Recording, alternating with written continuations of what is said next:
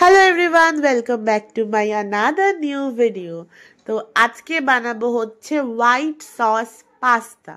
তো অনেকদিন ধরেই দাদা পাস্তা পাস্তা করছিল, আর এক প্যাকেট পাস্তা না ফ্রিজে পড়েই ছিল, তো বানানো আর হচ্ছিল না। তাই জন্য আজকে ভাবলাম বানিয়েই ফেলি। আর এখানে দু রকমের পাস্তা দেখা যাচ্ছে, মানে দুটো কালারের। একটা ছোট প্যাকেট ছিল, তো ছোট প্যাকেটের তো এতজনের আমাদের হতো না, তাই জন্য আমি পরে অনলাইনে আবার অর্ডার দিয়েছিলাম, তাই দুটো আলাদা কালারের এসছে। তো এখানে আমি সেদ্ধ হয়ে বসিয়ে দিয়েছি পাস্তাটাকে। সবার প্রথমে একটু নুন আর সাদা তেল দিয়ে, খুবই ইজি পাস্তা বানানো। আর আমি শুধু ভাবছিলাম দুটো আলাদা কোম্পানি, যাদের সেদ্ধতে কোনো প্রবলেম না হয়, তাই জন্য বারবার আমি দাঁড়িয়ে দাঁড়িয়ে দেখছিলাম যে প্রপার সেদ্ধ হয়েছে কিনা। তো তারপরেই দেখলাম না, পুরোপুরি সেদ্ধ হয়ে গেছে, বেশিক্ষণ টাইমও লাগেনি। খুব জোর 5 মিনিট বয়েলড হতে টাইম লেগেছে, কারণ আমি আগের থেকে গরম জলটা বসিয়ে দিয়েছিলাম। আরেকটা পাত্রে আমি বসিয়ে দিয়েছি একটু সাদা তেল, আর তার মধ্যে রসুন কুচি।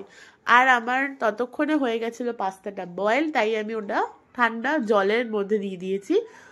একটা ঝুড়ি টাইপসের কোনো পাত্র নিয়ে নেবেন, তার মধ্যে ঢেলে ঠান্ডা জলের তলায় রেখে দেবেন, তাতে ওই পাস্তাটা একে অপরের সাথে চিপকে যাবে না। আচ্ছা, এবার রসুন কুচির পরে এখানে দিয়ে দিয়েছি হচ্ছে পেঁয়াজ কুচি। আর কোনো রকমের লাল লাল করে ভাজতে হবে না, কারণ হোয়াইট সস পাস্তা হবে, ওরকম লাল লাল হলে খুব দেখতে খারাপ লাগবে। আচ্ছা, আরেকটা পাত্রে আমি নিয়ে নিয়েছি হচ্ছে সাদা তেল। সাদা তেলটা গরমের পর এতে বাটারও দিতে পারেন, বাট আমার কাছে বাটার ছিল না। এখানে দিয়ে দিয়েছি হচ্ছে আমি 2 চামচ ময়দা। ঠিক আছে, আমি একসাথে মাল্টিটাস্কিং করছিলাম দুটো কড়াইয়ের মধ্যে। তো যাই হোক, এটা যেন কোনোভাবেই জট না পাকিয়ে যায়। জট পাকিয়ে গেলে খুব অসুবিধা হয় ছাড়াতে, মানে সসটা যখন ময়দাটা দিয়ে বানাবেন তখন একটু কেয়ারফুল থাকতে হবে, কারণ নাহলে কিন্তু ওই ওই গুলটু গুলটু হয়ে গেলে খুব অসুবিধা। আর এইদিকে আমি দিয়ে দিচ্ছি হচ্ছে গাজর আর ক্যাপসিকাম সঙ্গে, আর হাই ফ্লেমে ভাজছি, যাতে মানে তাড়াতাড়ি হয়ে যায়, কারণ আমার এত ছোট ছোট ছোট ছোট করে সবজি কোচানো যে বেশিক্ষণ লাগার কথা না। আর তার মধ্যে একটু নুন দিয়ে দিয়েছি, আর কিছু দিইনি সবজি ভাজাটার মধ্যে। আর এইদিকে অলমোস্ট আমার সসটাও বুজু বুজু হয়ে গেছে, মানে ফুটে উঠেছে। আর সসটা না একটা হালকা কালার চেঞ্জ হবে, একদম পুরো সাদার থেকে একটা হালকা কালার চেঞ্জ হলেই বুঝতে পারবেন যে সসটাও রেডি। তো ওখানে আমি যেই যেই কালারটা চেঞ্জ হয়েছে আমি ফাট করে দিয়ে দিয়েছি হচ্ছে দুধ। এই টাইমটায় যদি আপনি টাইম নেন, তাহলে কিন্তু ওই ময়দার কালারটা চেঞ্জ হয়ে বাদামি কালার চলে আসবে, যেটা আমার সাথে প্রচুর বার হয়েছে। তাই জন্য আমি ওটা ভিডিওতে দেখাতে পারি, ঝট করে দুধটা ঢেলে দিয়েছি। আর আমি এখানে নিয়েছি হচ্ছে 500 গ্রাম দুধ। ঠিক আছে, এখানে এখনো 500টা পুরো একসাথে দিইনি। 500টা একসাথে যদি দিয়ে দেন, তাহলে কিন্তু জটলা পাকিয়ে যাওয়ার একটা চান্স আছে।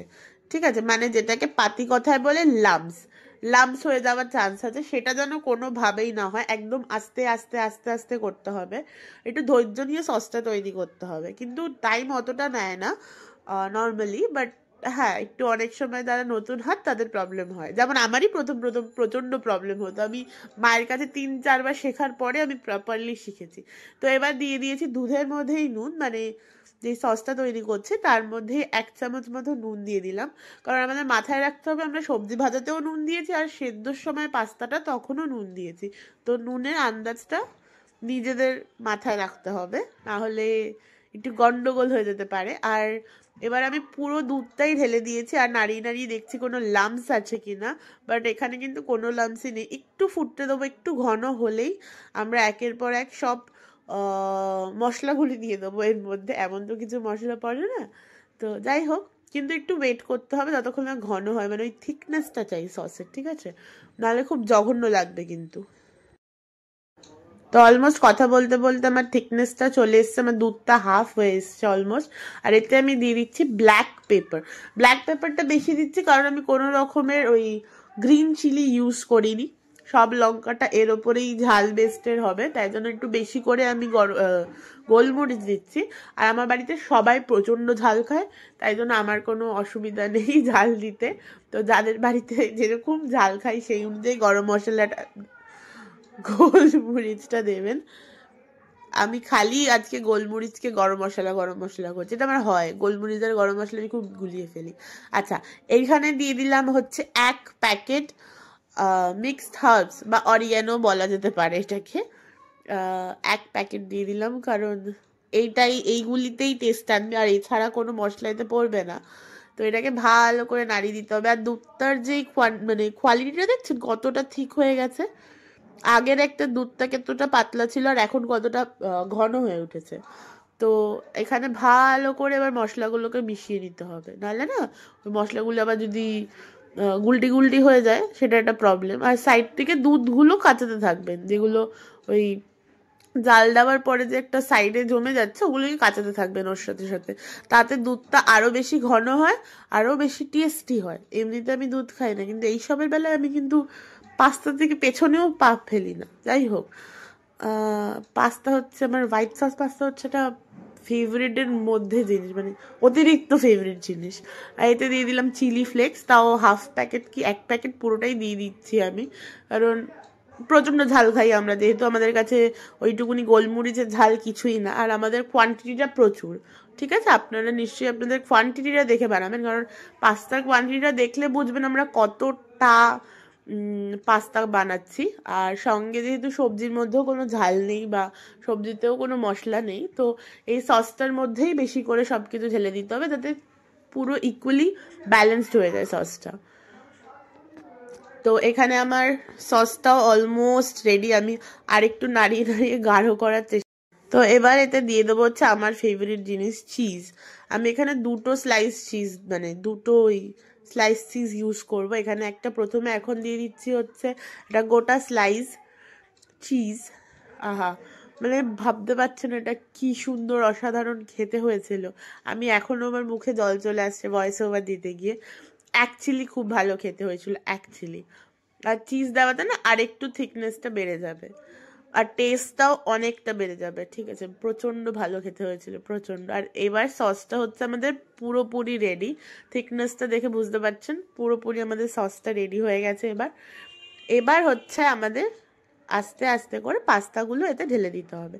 আমি যেহেতু এক হাতে ভালো করে পাস্তাগুলো ঢালতে পারছিলাম না, তাই জন্য আমি ফোনটা রেখে এবার সুন্দর করে পাস্তাগুলো ঢেলে দেবো, কারণ এক হাতে না আমার ঢালতে খুব প্রবলেম হচ্ছিল। এক হাতে ফোন, এক হাতে ভিডিও করছি, এক হাতে আমি রান্না করছি। আমার মা মাঝে মাঝে হাসে, একে রান্না করতে দিলে আমার খুব হাসি পায়, কারণ আমি একদিকে ভিডিও করি একদিকে রান্না করি। তো যাই হোক, এই যে আমি ফোনটা রেখে পুরো পাস্তা আর সবজিটা পুরোপুরি ঢেলে নিয়েছি এতে। আর আমাদের কড়াইটা কিন্তু অনেকটাই বড়, দেখে হয়তো বোঝা যাচ্ছে কিনা জানি না আমি, কিন্তু প্রচণ্ডই বড় কড়াই আমাদের। এখানে মোটামুটি 1 কিলো মতন পাস্তা হচ্ছে। ঠিক আছে, তো কিন্তু সবজিটা তার তুলনায় একটু কম হয়ে গেছে। আর সসটাও, মানে আমাদের দুধটা যেহেতু 500ই ছিল, তাই জন্য আমাদের একটু কম হয়ে গেছে। আমাদের 500 পাস্তার জন্য 500 দুধ আনা হয়েছিল, পরে যেহেতু এক্সট্রা পাস্তা অ্যাড করেছি তো ওটাকে একটু ম্যানেজ করে নিতে হয়েছে, একটু ড্রাই হয়ে গেছিলো। বাট তার মধ্যে আমি আবার চিজ অ্যাড করে দিয়েছি, মানে ফ্লেভার কিন্তু আমি কমতি হতে দিইনি, ফ্লেভার বাড়িয়েই গেছি। আর আমাদের এই সবজিটাও কিন্তু কম হয়েছিল, কারণ যেহেতু আমি 500 হিসেবে কেটেছিলাম তাই জন্য একটু কম হয়েছিল। বাট খেতে অসাধারণ হয়েছিল, অসাধারণ, মানে কোনো কথা হবে না। আর যারা কোনো ডায়েটিং করে না আরামসে খেতে পারবে পাস্তাটা, তারা এর মধ্যে মেয়োনিজও অ্যাড করতে পারে। মেয়োনিজ ঢাললে একটা আলাদাই টেস্ট অ্যাড হয় এর মধ্যে, কিন্তু এই যে মোটা দেহ আমার, এই দেহ নিয়ে যদি আমি মেয়োনিজ দিই এর মধ্যে, আমার আর লজ্জার মুখ দেখানোর জায়গা থাকবে না। তো যাই হোক, আমি তো দিইনি। যদি আপনারা কেউ এইসব ডায়েট না ফলো করে থাকেন তাহলে অবশ্যই মেয়োনিজ দিন, আর খেয়ে বলবেন আমাকে। আমি মাকে পার্সোনালি আলাদা করে একটা প্লেটে ঢেলে খাইয়েছিলাম, আমার মায়ের অসাধারণ লেগেছিল। তো আপনারাও ট্রাই করে আমাকে জানাবেন কেমন লেগেছে। আর এই রেসিপিটা কিন্তু আমার মায়ের রেসিপি, মানে ম্যাক্সিমাম রেসিপি আমার মায়ের হয় যেগুলো আমি ট্রাই করি মায়ের বিহাফে, কারণ মা আমাকে টুকটুক করে এরমভাবে রান্না শেখায়। তো এই যে ফাইনালি আমার পাস্তা, আর সত্যি বলতে অসাধারণ খেতে হয়েছিল, অসাধারণ।